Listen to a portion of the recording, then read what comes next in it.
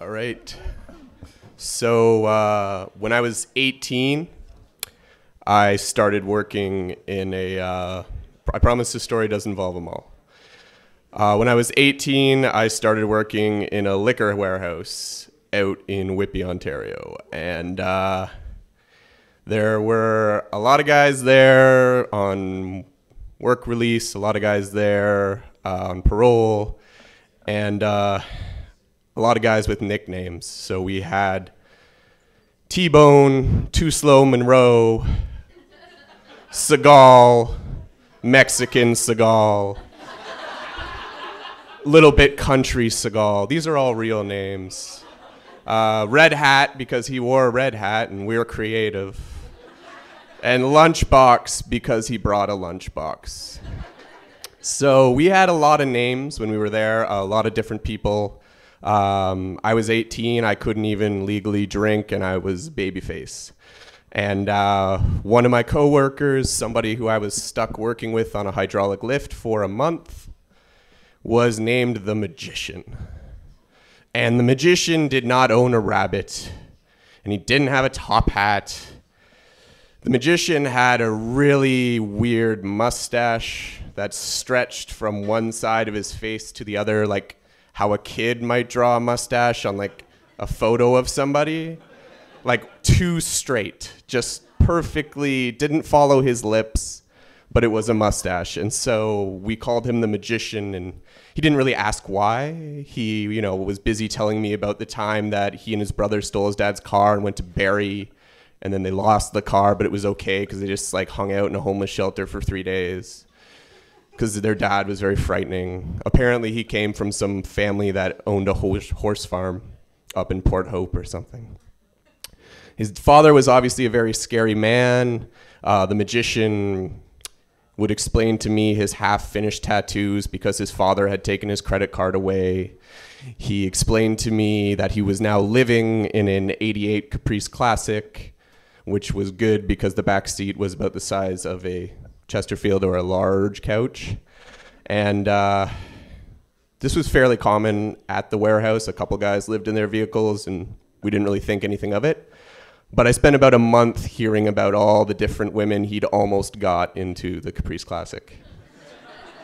And that was fine. That was the Magician, and that was my burden for a while. I would later suffer the reign of Too Slow Monroe, who only wanted to lift 50 cases an hour, and the reign of Boris, who was not Russian and did not know why we thought he was.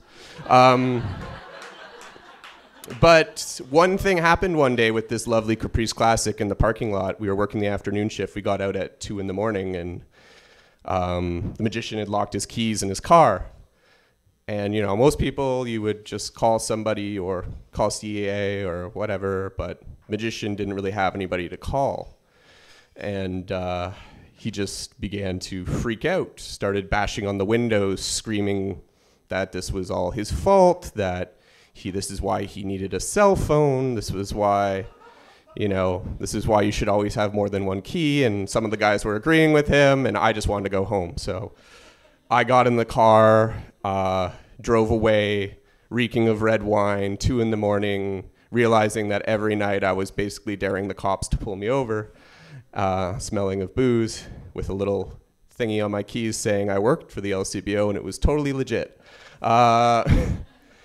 But when I came back the next day, there was no Caprice Classic in the parking lot, and there was no Magician, and that was pretty common. We had guys come and go. We had guys get arrested while I was at work. We had cops come in and slap cuffs on in the trailers, so we just figured, the Magician was done. I went away, went back to school, came back for the next few summers, never saw the Magician. But there is a mall in Whitby, Ontario, and it's a mall in the loosest and the saddest sense. Abandoned malls are actually really cool. You can pretend you're in a Blues Brothers movie or run through them and do all kinds of crazy stuff. But half abandoned malls are just horrible. They're like an animal, just you want to stomp it. You want to finish it. There's maybe 3 stores left, and this Whitby Mall has half-price books, a specialty soccer store where the owner keeps a baseball bat under the counter, and about 2 sandwich shops in the off-brand food court that put up handmade signs competing with each other's specials every day. So it's a great place to go. If you're ever in Whitby, you should go. I'll be there getting my passport because that's the only reason this mall still exists. There is a passport office there. And people have to wait for their passport.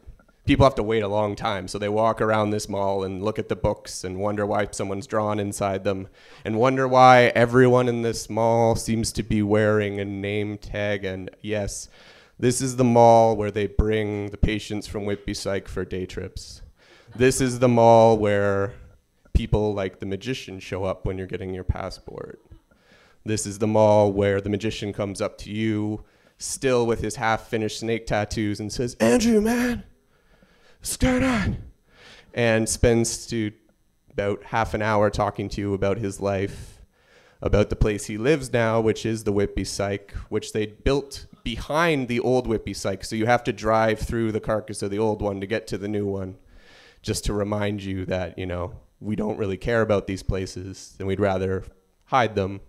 And the magician continues to talk to you about how he's doing really well, and he doesn't even really, the guys at the warehouse, those guys were assholes, and you're just, yeah, man, they were out to get you. You're right. They were totally, they did lock your keys in the car because he's still holding on to that memory. And you really just want to get your passport, and you realize that we build these kind of places, these malls, these places, strip malls like the ones Catherine was talking about, and then we just kind of leave them there, and we don't really go back. And when we do, we don't like what we see.